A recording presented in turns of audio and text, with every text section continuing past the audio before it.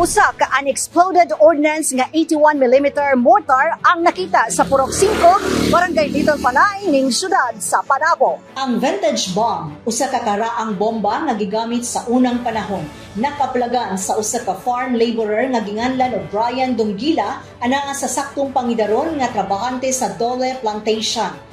Matod pa nga niadtong Mayo 9, 2024 sa bandang alas 3:30 sa hapon, samtang nanghagba siya sa mga sagbot, iyang nakita ang maong gitaya nga bomba. Gikumpirma sa K9 handlers nga si Police Senior Master Sergeant Rodel Singson o Police Corporal John Dilianes nga usa ka bomba ang nakita og kini aduna pay kapasidad nga mobusikan.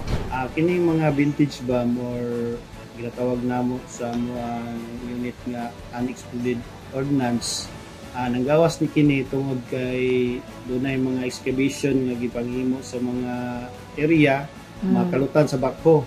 So posible niadto pa ning World War II or panahon sa gira sa mga Hapon,uni siya nga bantay tani kay kini siya nga mga butang is delikado gihapon angtod karon bisan pa sila kadugayon.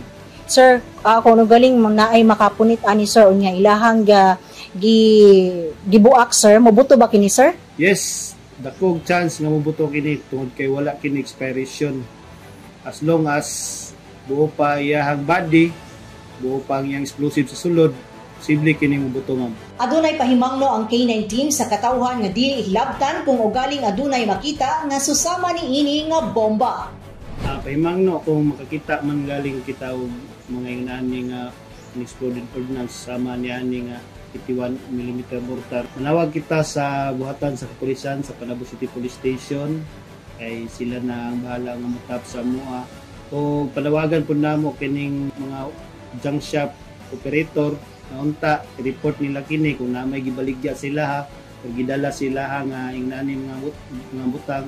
Pahimangno tawag sa Panabo City hotline kay aron mong isusihon una usa mo magbuhat og sama sa paggabas ana or pag acetilin ayaw gyud kana buhata tungod kay delikado ug mamahimo nga mobutok ini inani nga mga butang.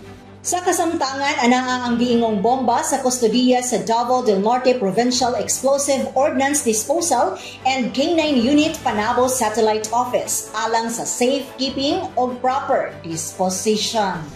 Kauban sa kamera, Richard Ligtas, kini si Dali Amag, nagikan sa City Information Office Broadcast Services alang sa Frontline News Panabo.